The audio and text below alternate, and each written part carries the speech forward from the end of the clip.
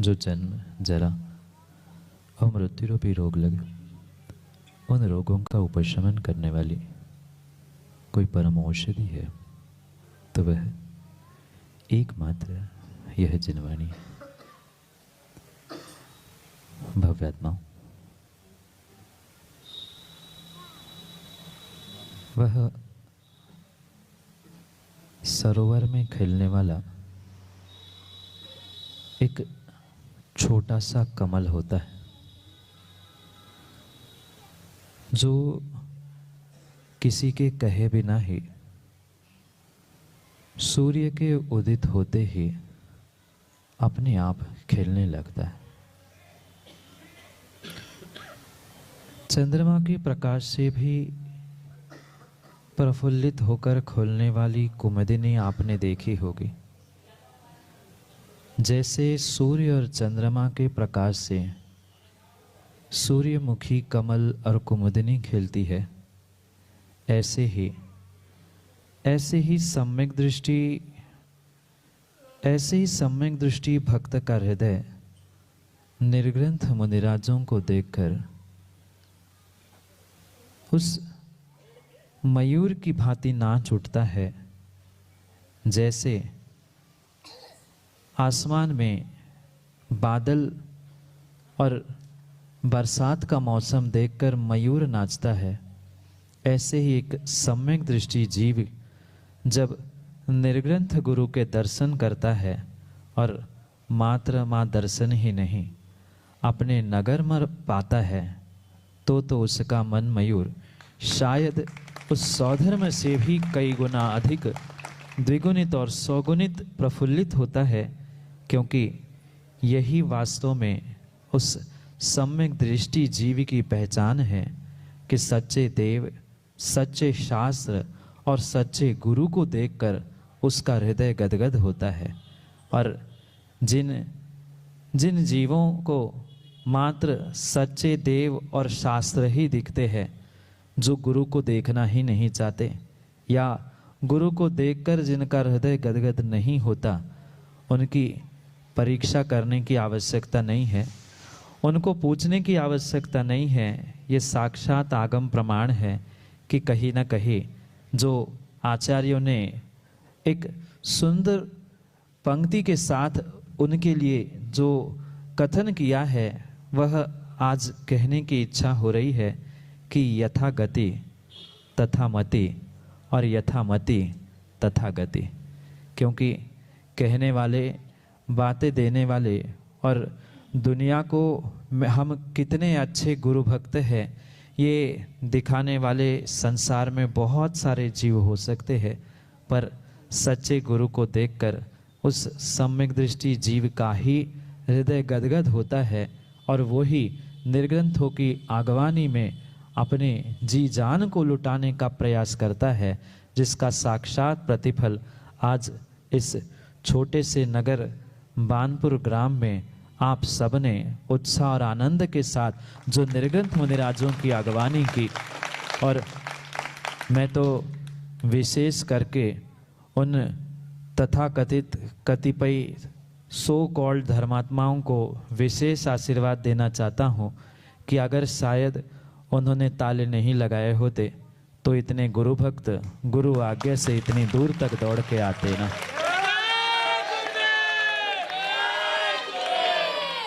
ये तो विशेष बधाई के नितिन पात्र है।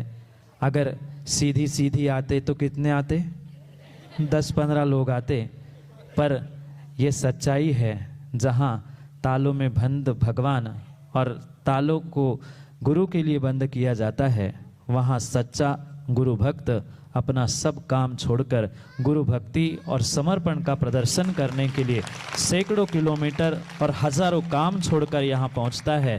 और साक्षात आज मात्र टीकमगढ़ और बानपुर ही नहीं, अपितु आसपास के सभी जितने भक्तों को खबर मिली, वे यही सोचकर गुरु श्रद्धा समर्पण के साथ दौड़े भागे आए कि जिनके हृदय में सच्ची गुरु भक्ति है वे सैकड़ों किलोमीटर से पहुंचते हैं और जिनको मात्र दिखावा करना होता है वो रास्ते में आकर उल्टा श्रीफल भी चढ़ा के जाते हैं। महाराज अच्छा हो कि आप बानपुर ना आ जाए तो हमारी रक्षा हो जाए, पर ये ध्यान रखना कोई उल्टा चढ़ाए चाहे से सुलटा चढ़ाए, जो गुरु की आज्ञा है उसे भगवान क्या कोई भी शक्ति टाल नहीं सकती है, क्योंकि गुरु की आज्ञा और गुरु का आशीर्वाद पहले ही पहुंच चुका था। और जिनकी 34वीं दीक्षा जयंती दीक्षा महोत्सव हम सभी यहाँ मना रहे हैं, ये शायद सभी को ज्ञात हो अथवा ना हो, पर माताओं आपको बताऊं, आते आते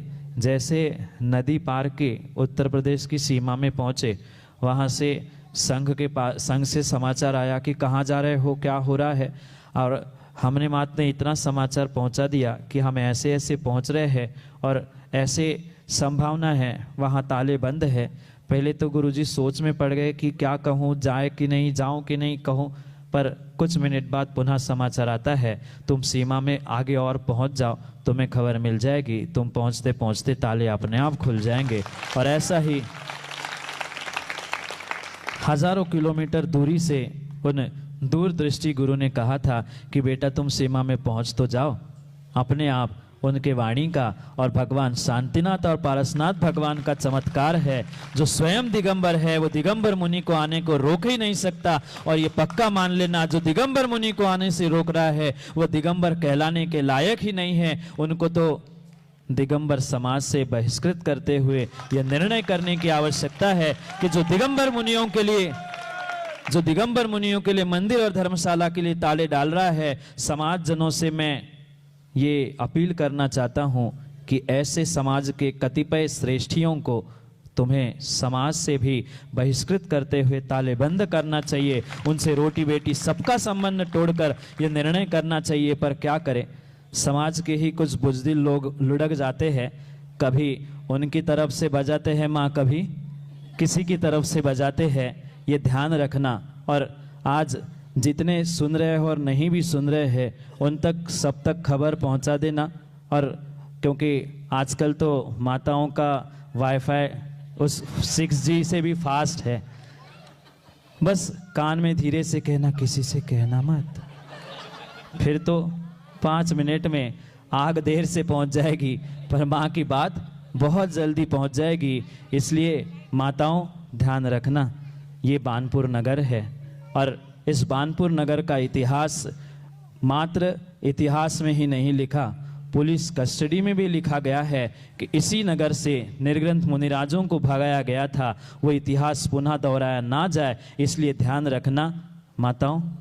लिखा गया है जब थाने में थानेदार को सामने आकर कहना पड़ा तब जाके समाज को शर्म आई और फिर निर्ग्रंथ मुनिराज आहार करके यहाँ से पहुँचे हैं। वो इतिहास अब चाहे कतिपय श्रेष्ठी कितना भी कुछ सोचे और उनको साथ देने वाले कितने भी बुजदिल क्यों ना मिले, पर पक्का मान लेना कि निर्ग्रंथ साधु यहाँ नमो लोहे सव साहुणम के रूप में पूजे जाते थे, पूजे जाएंगे और आने वाले समय में भी ये नमो लोहे सव साहुणम के रूप में ही ये स्थान सर्वत्र प्रसिद्धि को प्राप्त होगा। क्योंकि आज सर्वत्र संजय भाई यही देखने के लिए मिल रहा है कि अच्छी भली भांति समाज में जो संघवाद का विष घोलने वाले हैं, चाहे पुरुष स्त्री माँ बहन बेटा का युवा क्यों ना हो, मैं उन सबसे कान खोलकर ये कहना चाहता हूँ, अपने कान खोलकर दिलो दिमाग खोलकर ध्यान रखना।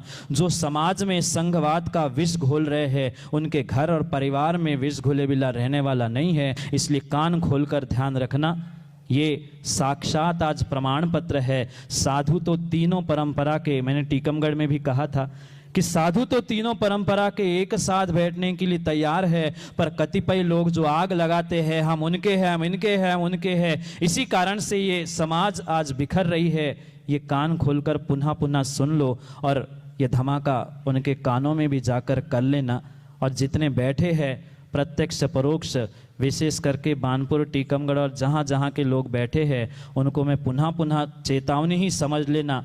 आज तक शायद ऐसी भाषा हमसे सुनी नहीं होगी, पर ये ध्यान रखना, अगर संघवाद का विष इस नगरों में और सामाजिक स्थानों में घोलने का प्रयास जो जो कर रहे हैं वे पुनः कान खोलकर सुन ले। उनके घर में, उनके परिवार में फिर विष घुल जाए, फिर गुरु और भगवान के पीछे दौड़ने का प्रयास मत कर लेना। जैसा बोओगे वैसा पाओगे। ये करणानि योग का सिद्धांत अटल है। आज तुमने निर्ग्रंथ गुरु को भगवान के दर्शन और धर्मशाला में आने से रोका है, कल तेरा क्या होगा ये विचार कर लेना। मैंने आगे का नहीं बोला अनुराग, मैंने तो इतना ही बोला, ज्ञानी तेरा क्या होगा तुम सोच लेना। जब माँ कुछ क्षण, कुछ पल के लिए उस अंजना ने भगवान के दर्शन से रोका था तो 22 वर्ष तक पति का वियोग भोगना पड़ा था। और माताओं, अगर आपने कृतकारी तन्मोदना से ऐसे तथाकथित कतिपय श्रेष्ठियों का साथ दिया है तो फिर अपने बेटे, अपनी बेटी, अपने बहू, अगर उनमें कोई संकट आ जाए तो फिर मेरे पास दौड़ के मत आना कि महाराज हमारी रक्षा करो, हमें बचाओ। जैसा करोगे वैसा भोगोगे। ये नियोग, ये नियम करणानि योग का सबके लिए समान है। जब अंजना और तीर्थंकर आदिनाथ भगवान को किसी ने नहीं छोड़ा, माताओं आप छूट जाओगे ना, युवाओं आप छूट जाओगे ना। ये ध्यान रखना, ये ध्यान रखना, ये ध्यान रखना। बुरों की साथ दोगे तो तुम भी, क्यों सुनील, साथ जिसकी होती है, भले ही शराब के ठेके पे जाकर तुम थम्सअप पीना, पर दुनिया तो यही कहेगी कि ठेके पे गया था तो थम्सअप और कोल्ड ड्रिंक पीने नहीं, ये भी उनके ही जैसा ठेकेदार बन गया है। इसलिए जो ठेकेदार बनकर धर्म की और मंदिरों की रक्षा करने की बातें करते हैं, मैं उनको भी खुली चुनौती देता हूँ। दूसरे को फर्जी और दूसरों की सत्यता प्रतीत करने के पहले, दूसरों को ढोंगी और दूसरों को कुछ कहने से पहले स्वयं की सत्यता और स्वयं का विश्वासार्हता दुनिया के सामने प्रस्थापित करे और फिर दूसरों को समझाने का प्रयास करे तो ही काम होगा। ये पुनः पुनः नगर के और नगर के सभी बाहर के श्रावकों से मैं यही कहना चाहता हूँ कि ध्यान रखना, ये बुंदेलखंड की पावन भूमि है जहाँ आज नहीं सैकड़ों वर्षों से सभी साधुओं की सेवा की जाती थी, आज भी की जा रही है और आने वाले समय में भी की जाएगी। और कतिपय जीवों के द्वारा अगर संघवाद का विष फैलाया जा रहा है तो ये पक्का है आने वाले समय में उन घरों में और परिवारों में फिर कैसी क्या नौबत आएगी, ये तो बहुत सारों ने देखा है। और यहाँ ही नहीं संजीव भाई, ऐसे तो हमारे जीवन में कई सारे अनुभव आए। और एक नगर में हम 2 साल पहले, क्यों प्रणत सागर जी, 2 साल पहले जाने वाले थे, पहुंचने ही वाले थे, बस 50-60 किलोमीटर बचा था। वहाँ के भी कतिपय समाज श्रेष्ठी आए, उन्होंने उल्टा श्रीफट चढ़ाया, खूब गाली गलौज करी, उन्होंने भी धमकाया हम ऐसा करेंगे वैसा करेंगे। पर आज उस बुंदेलखंड की पावन धरा में ऐतिहासिक व 24 और उत्तुंग 15 फीट के भगवान भी विराजमान हो चुके हैं। इसलिए यहाँ कोई कितना ही धमकाए, चाहे कोई देवी शक्ति भी यहाँ खड़ी कर रख ले, वो पक्का है गुरु आज्ञा से जो वह अधूरी ऊपर की वेदी पड़ी है, ये सोचने और समझने की माँ आवश्यकता है। भगवान के ऊपर जो खाली स्थान है वहाँ कबूतर अंडे दे रहे हैं, नाना प्रकार के उपद्रव हो रहे हैं, तो दोष महाराज को लगेगा, समाजजनों को लगेगा और समाज को ना लगे।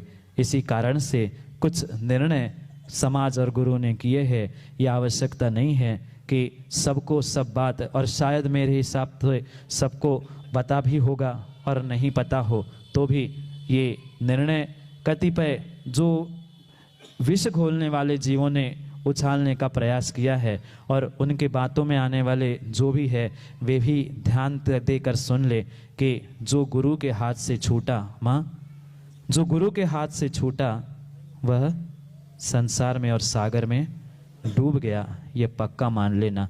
क्योंकि सच्चे देव, शास्त्र और उसके बाद अगर किसी का नंबर आता है जो एकमात्र पंचम काल में सच्चा तुम्हारे लिए हित का मार्ग बताने वाला है, वह निर्ग्रंथ गुरु ही है। निर्ग्रंथ गुरु को क्या दोगे? टीकमगढ़, जतारा, मडावरा, मेहरोनी, ललितपुर और बानपुर, बहुत सारे नगरों के श्रावक यहाँ बैठे हैं। मैं पूछना चाहता हूँ, सुबह टीकमगढ़ में थे अली भाई, क्या दिया आपने? 4 ग्रास मुनि के हाथ पर ग्रास ही रखे और क्या दिया दादा? वो भी वो मुश्किल से मिल पाए। आधा घंटा घुमा दिया महाराज को और फिर 4 गिलास दे पाए।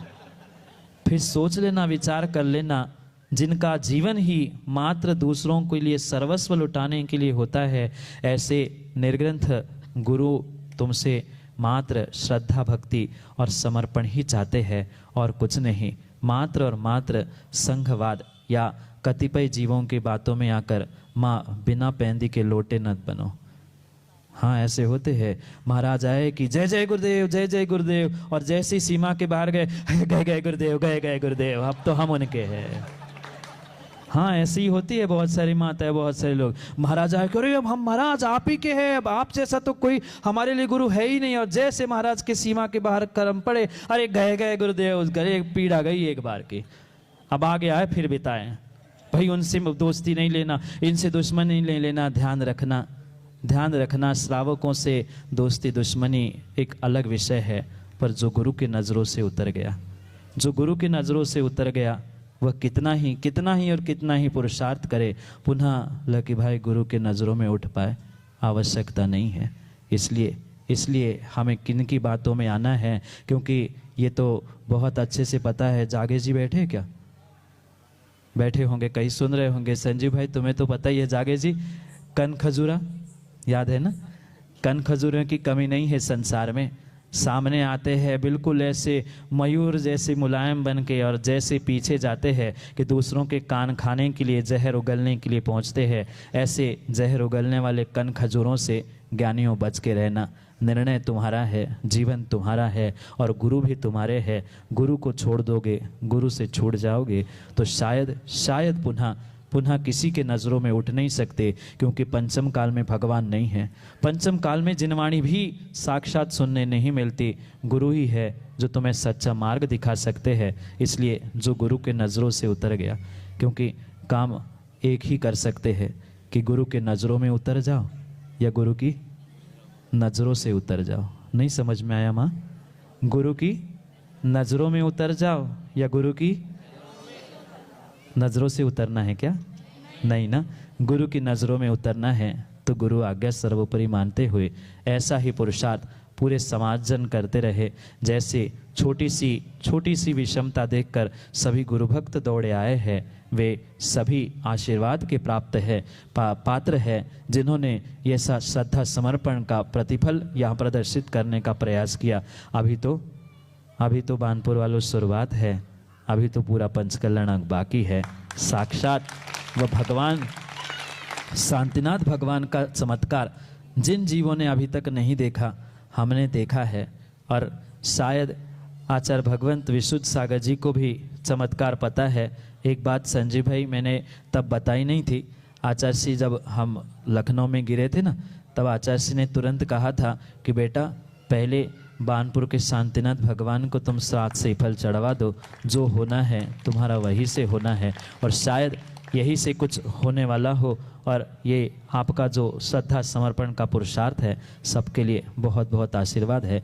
क्योंकि कुछ लोग सुबह खिसके थे, खिसक रहे थे, अभी आधे से लोग खिसक रहे हैं, तो वो खिसके कुछ खिसकने की तैयारी में है, आधे उठ गए हैं तो पूरे उठ जाए। इसलिए सबके लिए यही आशीर्वाद है, ऐसा ही श्रद्धा समर्पण के साथ गुरु सेवा में तत्पर रहना। क्योंकि ये बुंदेलखंड की ऐसी मट्टी है जहाँ सभी साधुओं को आज तक पूजा गया है और पूजती रहेगी। तो ऐसे नगरों में, ऐसे स्थान पे कोई धर्मशाला और कोई मंदिर जो दिगंबर जैन मंदिर के नाम से है, वह वास्तव में दिगंबर मुनियों के लिए अगर बंद हो रहा है, तो दिगंबर समाज को और कतिपय जीवों की उन हरकतों के बारे में भी समाज को और समाज श्रेष्ठियों को सोचकर निर्णय करने की आवश्यकता है। माँ सोच लेना, साथ किसका देना है? गुरु का, गुरु भक्तों का, या कतिपय तथाकथित जिन्होंने साधुओं को भगाने में, जिन्होंने साधुओं को दरवाजे बंद करने में अपना योगदान दिया था, उनका साथ देना है कि झांसी की रानी बनकर हमें गुरु का साथ देना है? ये सोच समझ कर निर्णय करना। समय पर समय की बात को पुनः समझते हैं। क्योंकि आप तो सोच रहे होंगे कि महाराज ने आचार्य जी के बारे में तो कुछ बोला ही नहीं है।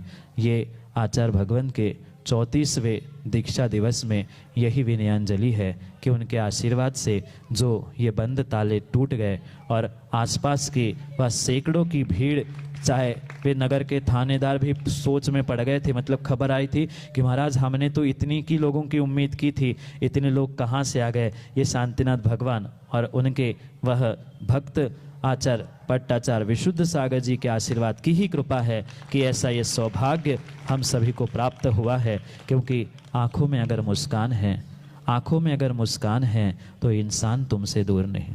आँखों में अगर मुस्कान है तो इंसान तुमसे दूर नहीं। पंखों में अगर उड़ान है, पंखों में अगर उड़ान है तो आसमान तुमसे दूर नहीं। अहंकार के और मिथ्यात्व की चोटी पर बैठने वालों इंसानों, अहंकार की चोटी पर बैठने वालों इंसानों, अगर तुम्हारे श्रद्धा में जान है तो भगवान तुमसे दूर नहीं, भगवान तुमसे दूर नहीं। बोलिए आचार्य भगवंत गुरुवर विशुद्ध सागर जी महाराज की।